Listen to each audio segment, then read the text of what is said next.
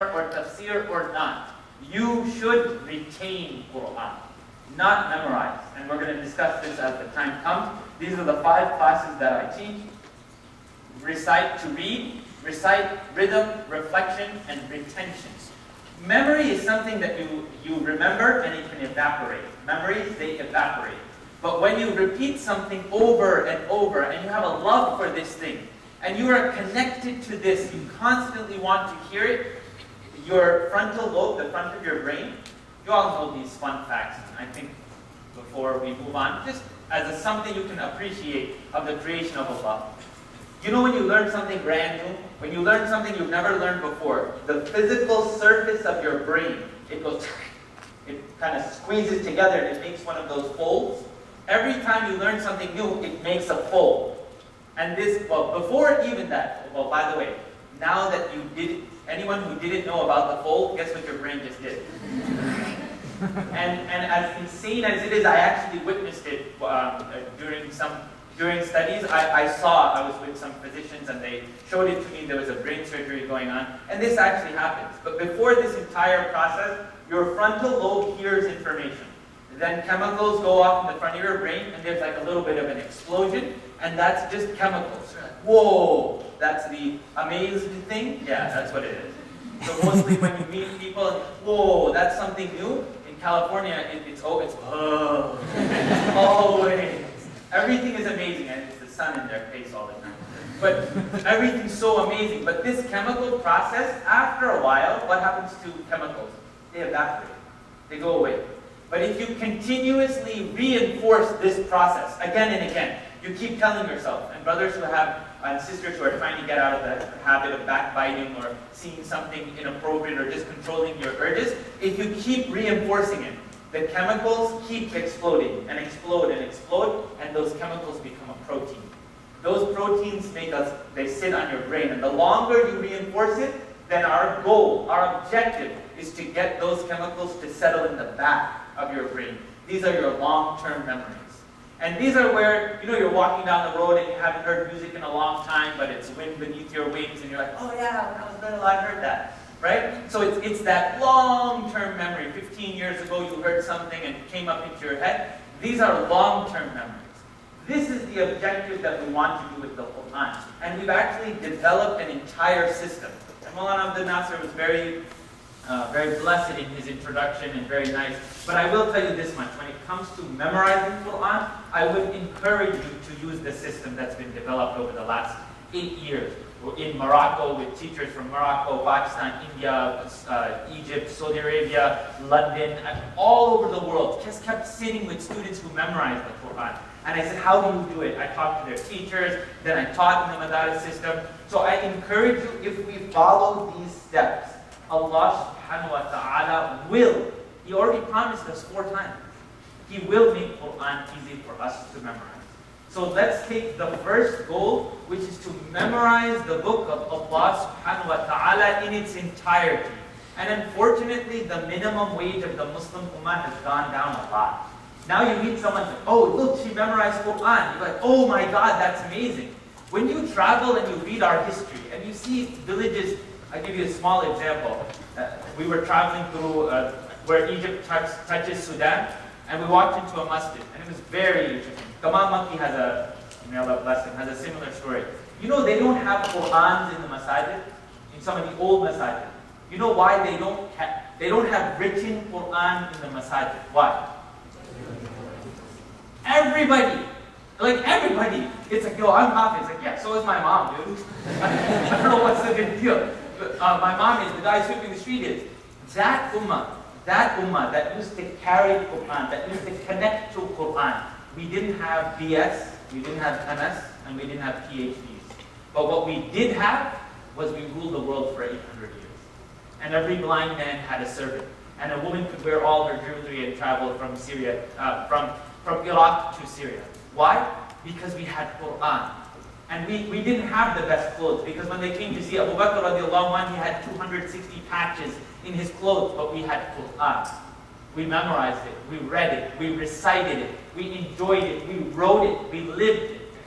But until we keep Quran in some distant shelf and some guy who studied 20 qira'at is going to come and say, Sirat al-ladina anamta alayhum, and we're like, oh, wow, that's so, you're going to do one of those, whoa, right? That is when the Ummah starts talking about ambiguous things and we get lost. So if we, Quran-intensive students, can make the next step and leave here, and next time someone comes to you and says, sister, why don't you cover your chin? I don't know, I'm too busy learning to read Quran. Brother, why are your pants like this? Why do you dress? I don't know, I'm too busy. What, something wrong with my clothes? I have to learn Quran. I have to learn this book. Maybe those people, they memorize Quran, they know it. But until we bring Quran into the constant recitation, we won't be able to go there. So with that, let's get started with the first section of letters. So this is in read, in recognition. So in order to recite the Quran, in order to read it correctly, we need some small components. Number one is you need to recognize sound. If you if you want to write down a word, it's R-A-W, raw. You need to recognize, assemble, and write. This is the first level, and this is possibly the most important thing. Most people listen and they jump in and say, oh, I want to do what he does. And they jump into immediately reciting, Alhamdulillahi Rabbil Alameen. You stuff it up in your nose, and it's like, oh wow, mashallah. But as a matter of fact, you have to recognize, assemble, and write. It's the raw level. If you stay at the raw levels, then you'll be able to develop sounds at many different levels. I'm going to give you a simple example. And I have to give mad love to Maulana Abdul Nasir. He's the only one who can introduce my curriculum as wacky. And I would be like, yeah, I was sitting back there with my, I was like, yeah, wacky, crazy, works. So I would like you to write down and understand that there are going to be things that you may not comprehend, but in recognition, there are two words that if you know these words in and out, and you understand the concept and the sound, then it will help your recitation exponentially. Can you write down the word awesome? Awesome. And the second word is happy. Awesome and happy. Just write these words next separately so you can give some explanation.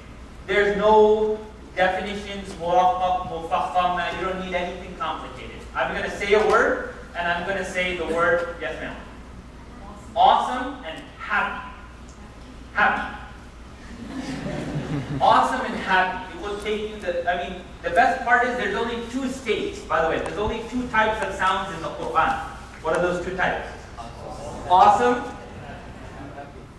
Can't go wrong. You cannot go wrong. Reading the book of Allah subhanahu wa ta'ala is either an awesome experience where you're just blown away, or you're happy. Stop. Our religion teaches us everything. Allah didn't just leave us halfway, but yeah, just sort it out on your own. Allah subhanahu wa ta'ala took us for the ride and took us for the journey. So awesome or happy, there are only two states in reciting the book of Allah. So now, let's start at the base level. When I say the word, and please try it one more time. It's important to have correct tajweed in English. Say awesome. Awesome. Clearly, don't move your lips, sister. Some of you are moving who your teachers are or how they interact with you. How much that we owe them. Because he's so casual, right? So like, yes, I'm your best friend and I care, but you don't know how much of the responsibility he carries by bringing you all here. I don't think there's anyone else that I know, and I've been a student of grammar for some number of years, who would take 200 people, 100 plus people and teach them Arabic grammar 4 hours a day in the morning. No, this doesn't happen. So if you can take on the advice of Imam Abu Hanifa rahimahullah, who said, make dua for your teachers. Make dua for your teachers. For when you make dua for your teachers, at least you recognize what they're doing for you. Teachers are an extension of that which Allah subhanahu wa ta'ala told us in the Quran. The teachers are an extension of our parents. And to our parents, what has Allah subhanahu wa ta'ala said? He has told us in Surah Bani Israel and two other places in the Quran, that Allah subhanahu wa ta'ala has commanded that we worship Him, that we give our reverence to Him, and then immediately, وَبِالْوَالِدَيْنِ إِحْسَانًا. To immediately, He said, to be compassionate and merciful to your parents. I would definitely recommend that you make dua for your teachers. And then Imam Abu Hanifa said, if you make dua for your teachers, know that they already make dua for you. that you couldn't be a successful teacher by not making dua for your students. So I say unto you, as the angels in the paradise will say to you, and remember these days, because you will get to the day of judgment, and you will read from your book, and you will see your good deeds. And these days, the days of study, will be like the highlighted section in your books. And you will ask the angel, why are these days more heavy? Why are these days more important? And the angels will tell you, these are the days you sat in the house of Allah and you remembered Him. Other people come, they pray sunnah, they pray nawafil, they read Quran, but you sat in the house of Allah and you remembered Him and learned about Him. And when the angels ask, what did you do with your time, young people, you will tell the angels that I spent the hot summer days when I could have been relaxing or sleeping on my face, I could have been doing this. I came and I studied your book and I learned the words of Allah subhanahu wa ta'ala. So I say unto you, Assalamu alaikum wa rahmatullah. Wa alaikum assalam wa rahmatullah. There's a lot to cover, right? So I want to introduce very clearly. I started a small institute or an online organization called AQL, Advocating Quranic Literacy. And I want everyone to do your best to highlight the responsibilities that we have towards the Quran. Allah subhanahu wa ta'ala says to us 4 times in Surah Zumar. This is 4 times in Surah Zumar. وَلَقَدْ يَسَّرْنَا الْقُرْآنَ. And certainly, and you all grammar students, right? وَلَقَدْ. So lam with the ta'qid, and then qad is more emphasis. Certainly, definitely, Allah has made the Quran easy to remember. فَهَلْ مِن مُدَّكِرٍ. So who will memorize or who will remember this book? We have to realize that Allah subhanahu wa ta'ala didn't say it once, twice, but He said it 4 times in one surah. So your objective, or the time that you spend together, and I would like to make the intention to come and spend at least 25 minutes with you till I leave. So that's today, tomorrow, and bi'idhnillahi ta'ala on Wednesday. So let's broaden today's introduction. In this, Allah subhanahu wa ta'ala said the Quran is easy to memorize. فَهَلْ مِن مُدَّكِرٍ. So I want to turn your intentions upside down. I don't want your intention to be, I'm going to learn to read, I'm going to learn good things. No, your main intention after leaving Quran Intensive in its last 4 days is, Allah, whether I die in the state or I complete, I'm going to memorize the Quran. And I want all of you to make that intention. Because if you don't keep that in your heart, look at it 2 ways. Either you say, oh, I'm old and midhat se nahi hoga, I can't do it, it's too difficult, but figure it out this way. When the angels are coming to take your soul, and you know everyone asks, would you like to die in a movie theater? Would you like to die doing some act which is, not blessed? Why not think? You don't memorize the whole Quran, but when the angels come to take your soul, you just say, oh, 1 second, I got 1 more page left. I got 1 more ayah left. I'm in the process and the ability to continuously memorize the Quran, and we're going to discuss that a little bit more as the time comes. But memorization of the Quran is not a talent. It's a gift from Allah subhanahu wa ta'ala.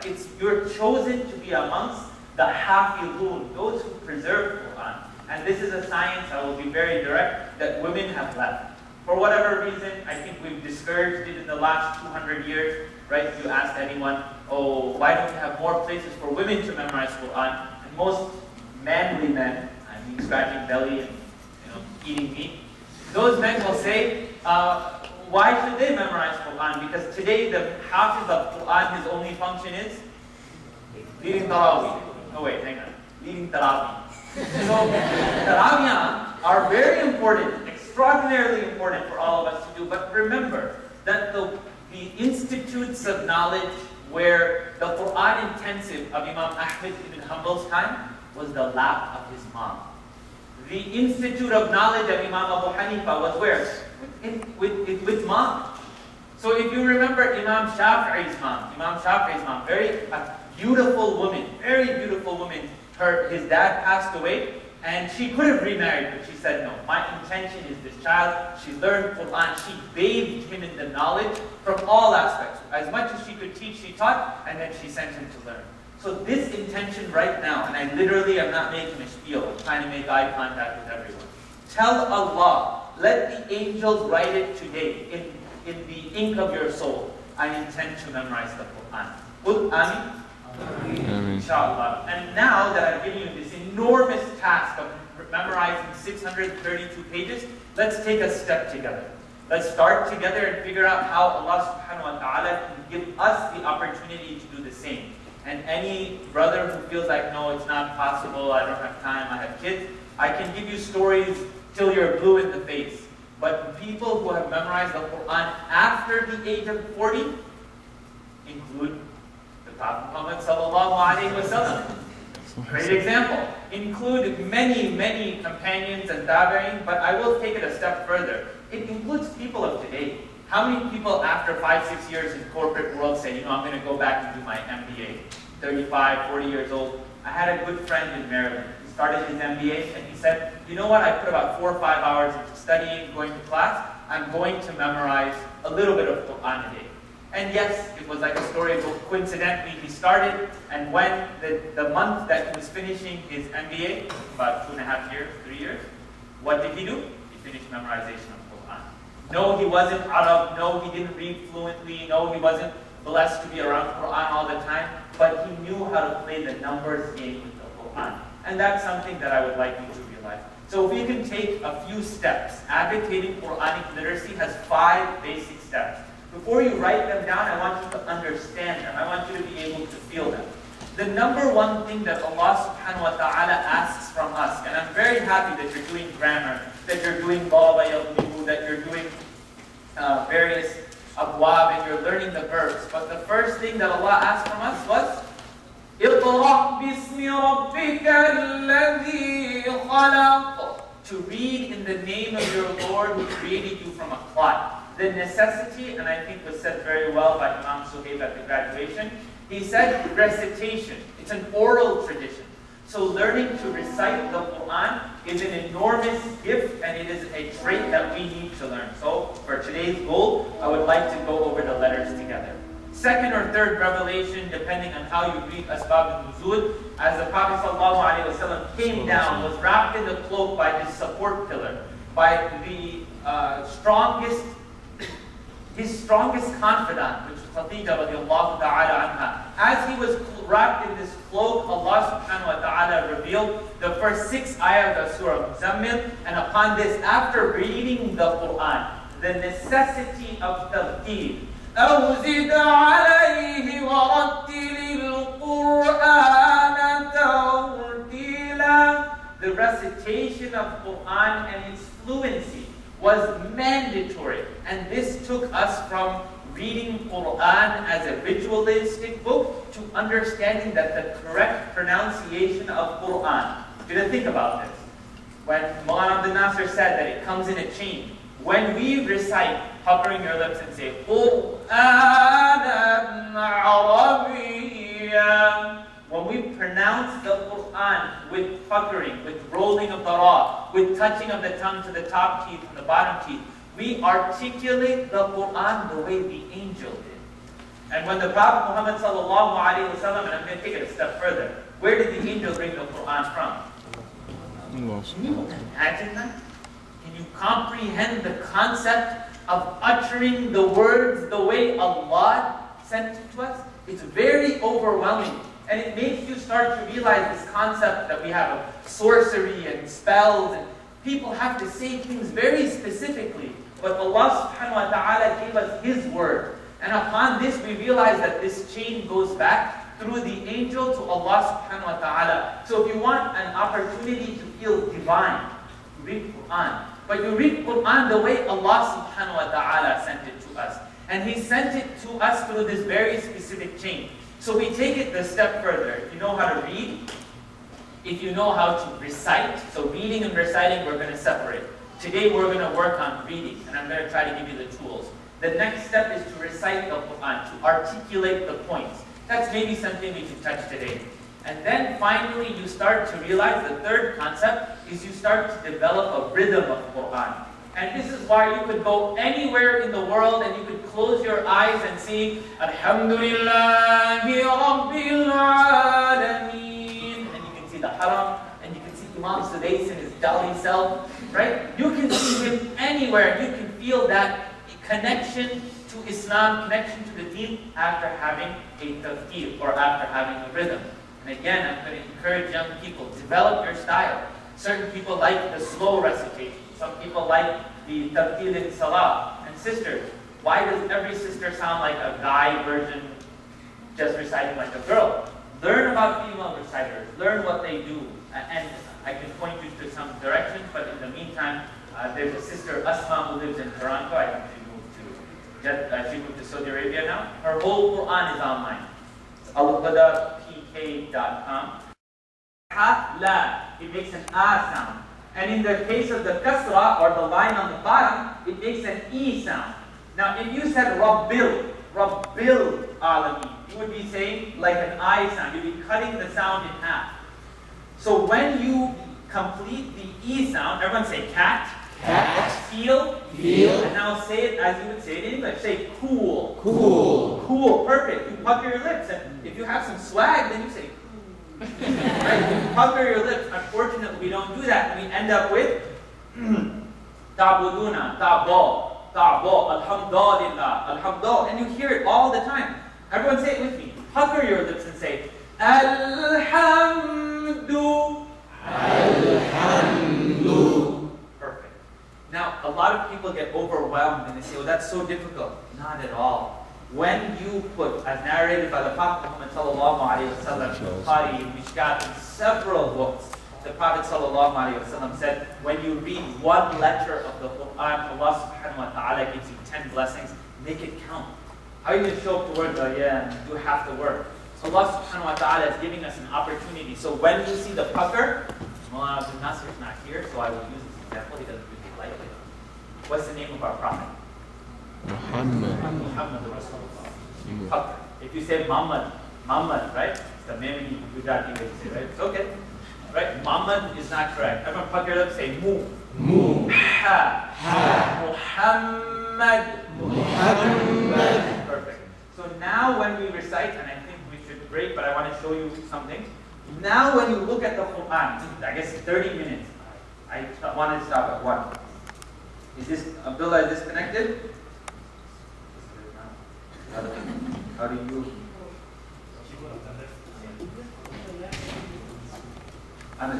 There you go. Okay, this is a site everyone can use. It's helpful. Yes, esp.com. emuslim.com. emuslim.com.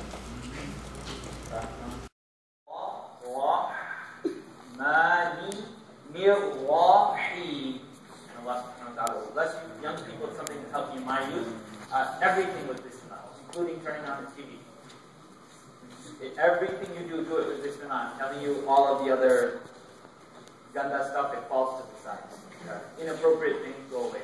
So inshallah, I will see you tomorrow. Can you do me a